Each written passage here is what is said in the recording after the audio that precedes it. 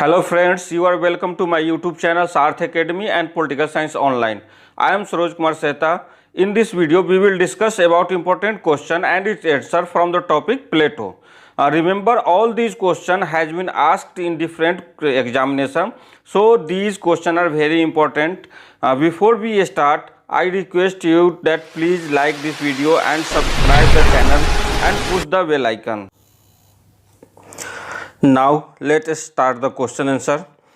First question is, name the ancient philosopher who wrote the book the Republic, यानी कि the Republic पुस्तक के लेखक कौन है। तो पहला ऑप्शन है अरिस्टोटल, दूसरा ऑप्शन है प्लेटो, तीसरा ऑप्शन है सकरात और चौथा ऑप्शन है डायोफेनेटस। तो इसमें आपको जैसे कि पता है कि प्लेटो के तीन महत्वपूर्ण पुस्तक हैं। पहला है द रिपब्लिक, दूसरा है स्टेट्समैन और तीसरा है लॉज। तो आपको ये पता है कि ये इसमें प्लेटो जो हैं वो द रिपब्लिक पुस्तक के लेखक हैं। अब दूसरा क्वेश्चन देखते हैं। Second question is, after years of travel and study Plato founded the academy in, यानी कि प्लेटो ने जो कई सालों के यात्रा और अध्ययन के बाद कब अकादमी की स्थापना की। तो अकादमी की स्थापना जो प्लेटो करते हैं, ऑप्शन दिया गया 356 BC, 366 BC और 376 BC या फिर 386 BC। तो इसमें आपको पता है कि 399 BC में जब प्लेटो के गुरु जो सुकरात हैं उनको जब जहर दे के मार दिया जाता है, उसके बाद वो वहाँ एथेंस से चले जाते हैं और 12 वर्षों तक वो इधर उधर भटकते रहते हैं। उसके बाद वो वापस आते हैं एथेंस और 386 BC में वो एकेडमी की स्थापना करते हैं। तो इसका आंसर हो जाएगा डी, 386 BC। तीसरा क्वेश्चन देखते हैं। तीसरा क्वेश्चन है, हु वाज द मेंटर और टीचर ऑफ प्लेटो, प्लेटो के शिक्षक कौन थे। तो पहला ऑप्शन है जेनोफोन, दूसरा अरिस्टोटल, तीसरा सोक्रात और चौथा नॉन ऑफ दीज। तो ऊपर में भी जैसा कि हम देख चुके हैं, इसका आंसर हो जाएगा सोक्रात, क्योंकि सोक्रात इनके गुरु थे। उसके बाद अब फोर्थ क्वेश्चन है, who was the students of Plato, यानी कि प्लेटो के विद्यार्थी कौन थे। तो पहला ऑप्शन है जेनोफोन, दूसरा अरिस्टोटल, तीसरा सोक्रात और चौथा नॉन ऑफ दीज। तो आपको पता है कि अरिस्टोटल जो प्लेटो ने अकादमी की स्थापना की थी उसमें अरिस्टोटल पढ़े थे 20 साल तक। तो इसका आंसर हो जाएगा बी।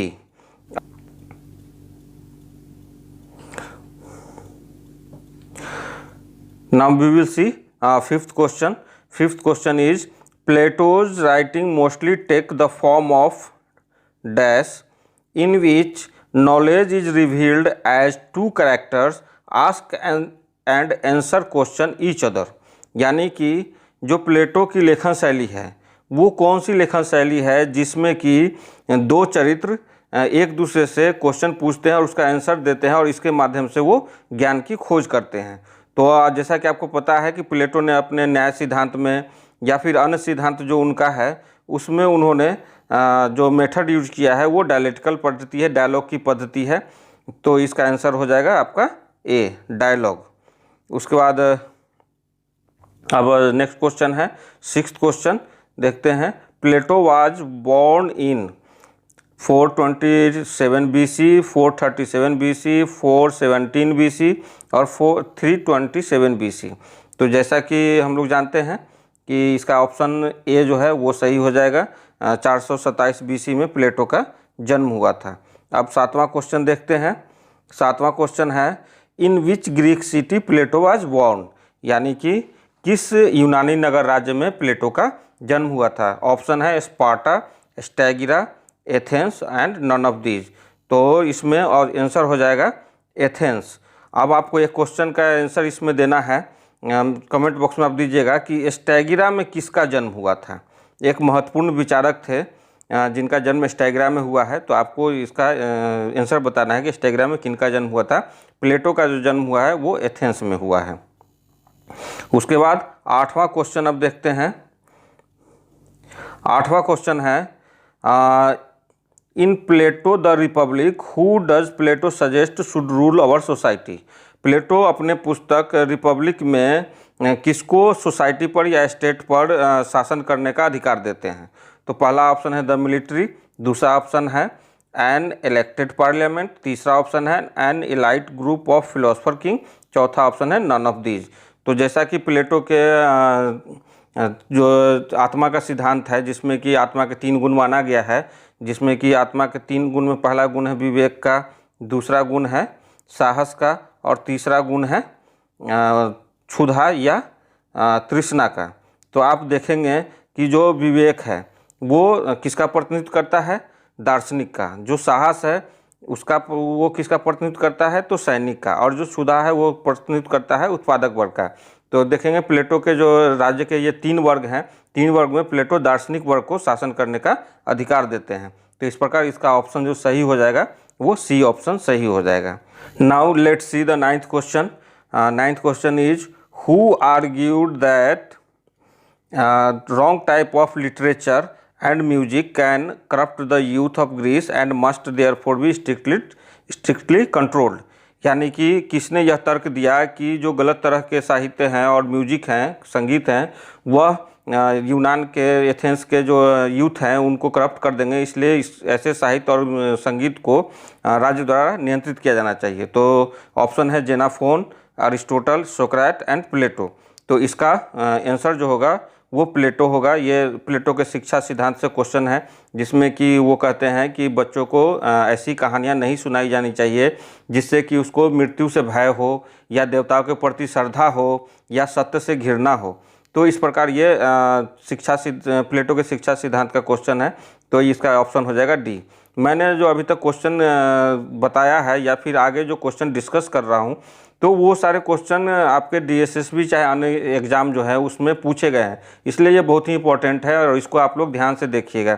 ये क्वेश्चन जो है डीएसएसबी में 2-3 बार पूछा गया है और नेट के एग्ज़ाम में भी पूछा गया है, पीसीएस में भी पूछा गया है। तो ये सब इंपॉर्टेंट क्वेश्चन है, ध्यान से देखिएगा।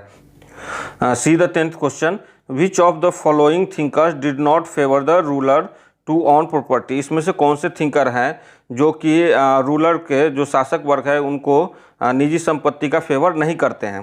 तो ऑप्शन है अरिस्टोटल, प्लेटो, लॉस्की और कार्ल मार्क्स। तो इसमें आपको जैसे कि प्लेटो का साम्यवाद पढ़े होंगे तो आपने देखा होगा कि प्लेटो जब संपत्ति का साम्यवाद देता है तो उसमें यह बताता है कि शासक को निजी संपत्ति नहीं रखना है। यदि शासक निजी संपत्ति रखते हैं तो उससे वो पतित हो सकते हैं, भ्रष्ट हो सकते हैं, तो इसलिए उनको निजी संपत्ति रखने से वंचित करता है। तो इसका ऑप्शन आंसर जो होगा बी ऑप्शन प्लेटो हो जाएगा। 11th question is who said state is a bigger form of individual. ये स्टेटमेंट है और ये बार बार डीएसएसबी में भी पूछता है। तो ऑप्शन है प्लेटो, अरिस्टोटल, कार्ल मार्क्स और हॉब्स। तो इसका आंसर हो जाएगा प्लेटो। प्लेटो ने अपने जो आत्मा का सिद्धांत है उसमें दिया था कि आत्मा का 3 गुण होता है, विवेक, साहस और क्षुधा। आप उसी में देखेंगे स्टेट में भी ये 3 वर्ग बताता है, दार्शनिक, सैनिक और उत्पादक वर्ग। यहाँ पर जो आत्मा के 3 गुण है वो राज्य के 3 वर्ग का प्रतिनिधित्व करते हैं। तो इस प्रकार वे व्यक्ति का ही बृहत रूप बन जाते हैं। तो इस प्रकार इसका जो आंसर हो जाएगा वो प्लेटो हो जाएगा। देखिए 12th question is who dissolve the family for rural class. यानी कि शासक वर्ग के लिए परिवार का जो परिवार की मनाही किसने की है? पहला ऑप्शन है प्लेटो, दूसरा अरिस्टोटल, तीसरा कार्ल मार्क्स, चौथा नन ऑफ दीज। तो इसका उत्तर हो जाएगा ए प्लेटो। प्लेटो ने जो थ्योरी दिया है कम्युनिज्म ऑफ वाइफ्स, उसमें उन्होंने रूरल वर्ग के लिए परिवार जो है वैवाहिक संबंध पर प्रतिबंध लगाया है। तो इसी से संबंधित ये क्वेश्चन है। ये भी क्वेश्चन भी कई बार डीएसएसबी में और नेट में पूछा है, तो बहुत ही इंपॉर्टेंट है। 13वां क्वेश्चन है which of these books represent the scheme of Plato's philosophy. इन पुस्तकों में से प्लेटो के दर्शन को कौन सा बुक प्रस्तुत करता है? पहला है द रिपब्लिक, दूसरा है स्टेटमेंट, तीसरा है द लॉज, चौथा है नन ऑफ दीज। तो आपको पता है कि तीनों पुस्तक जो है the Republic, the Statesman and the Laws, तीनों पुस्तक प्लेटो के द्वारा लिखा गया है। लेकिन जो इसका फिलॉसफी जो रिप्रेजेंट करता है वो है पुस्तक द रिपब्लिक। तो इसका आंसर ए हो जाएगा। अब 14वां क्वेश्चन देखते हैं। 14वां क्वेश्चन है the turning point in the life of Plato came when he was.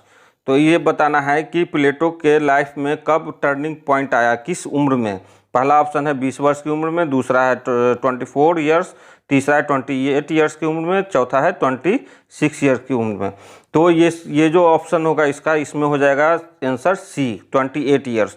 आप देखेंगे कि 427 BC में प्लेटो का जन्म होता है और 399 BC में आप देखेंगे कि सुकरात को जो वहाँ के शासक है, एथेंस के शासक के द्वारा जहर दे करके मारा जाता है। तो इसी समय इनके लाइफ का टर्निंग पॉइंट आता है 399 BC में। तो 427 BC और 399 BC, तो ये उस समय में 28 साल के थे जब ये घटना घटी थी। तो ये आंसर हो जाएगा 28 ईयर्स। अब है 15वां क्वेश्चन। 15वां क्वेश्चन है Plato fix the population of an ideal state at. Option है 1900, बी ऑप्शन है 5040, थर्ड ऑप्शन है 10,000 और फोर्थ ऑप्शन है 1 लाख। इसमें ऑप्शन बी हो जाएगा 5040। आप ये क्वेश्चन भी कई बार DSS में पूछा है, इसलिए आप इसको ध्यान रखिएगा।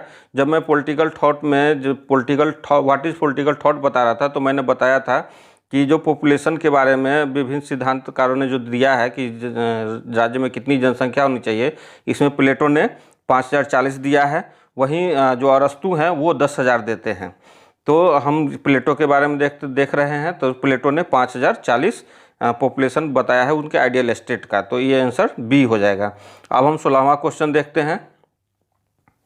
16 क्वेश्चन है who advocate communism of wives, यानी कि परिवार का साम्यवाद किसने प्रस्तुत किया। तो ऑप्शन है कार्ल मार्क्स, प्लेटो, एरिस्टोटल, सोक्राट। तो आपको पता है कि साम्यवाद का सिद्धांत में संपत्ति का साम्यवाद और परिवार का साम्यवाद, ये दोनों जो है प्लेटो के द्वारा प्रस्तुत किया गया है। तो इसका ऑप्शन हो जाएगा प्लेटो। अब देखते हैं 17वां क्वेश्चन। 17वां क्वेश्चन है which of the following is incorrect about Plato views on communism of wife, यानी कि परिवार के साम्यवाद में ये कौन सा स्टेटमेंट है जो प्लेटो का व्यू नहीं है, सही नहीं है। ये स्टेटमेंट में गलत स्टेटमेंट आपको बताना है। तो पहला ऑप्शन है there should be a state control to get a nation perfect in body and mind. तो आपको देखेंगे कि जब वो परिवार के साम्यवाद देता है तो वो कहते हैं कि जो श्रेष्ठ संतान की उत्पत्ति के लिए जो यौन संबंध है उसको नियंत्रित करने की बात करते हैं। तो ये ऑप्शन सही है, यानी कि ये इनकरेक्ट नहीं है। दूसरा जो है Plato considered family as a stumbling block, एक ये रुकावट के रूप में मानते हैं प्लेटो फैमिली को।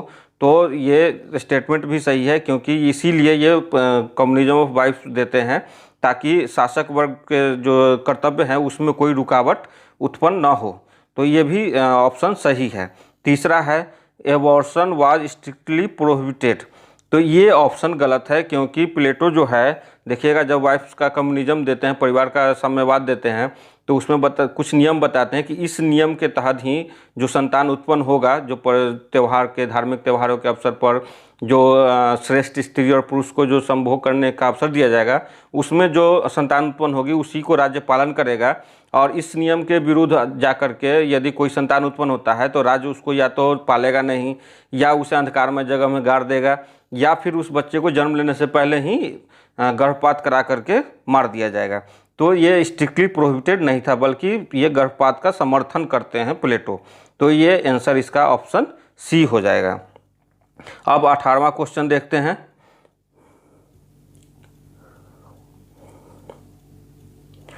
18वां क्वेश्चन है the turning point in the life of Plato came in the year 399 BC when he was. ये देखिए, ये क्वेश्चन दोबारा मैंने इसको रखा है इस वीडियो में, इसलिए कि DSSB में भी और नेट में भी इसको बार बार रिपीट किया जा रहा है और डिफरेंट तरीके से पूछा जा रहा है। तो इसलिए इस क्वेश्चन को भी मैंने फिर से इंक्लूड कर लिया है। जैसा कि मैंने उस पिछले क्वेश्चन जो इससे रिलेटेड था उसको मैंने बताते समय बताया था कि 399 BC में जो सुकरात को जहर देकर के मारा गया था, उस समय इनके लाइफ का टर्निंग पॉइंट हुआ था। तो उस समय में ये कितने साल के थे? ऑप्शन है 28 years, 24 years, 28 years, 20 years and none of these. तो मैंने उसमें बताया था कि इसका ऑप्शन आंसर जो होगा वो 28 ईयर्स होगा। तो इसका आंसर बी हो जाएगा।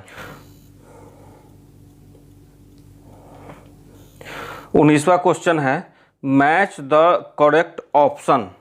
इसमें जो ऑप्शन दिया गया है उसको सही मिलान करना है।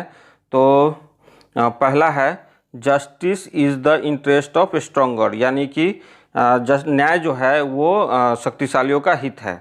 दूसरा है justice is doing one's own work consonance which is in with his own nature, यानी अपने प्रकृति के अनुसार कार्य करना ही न्याय है।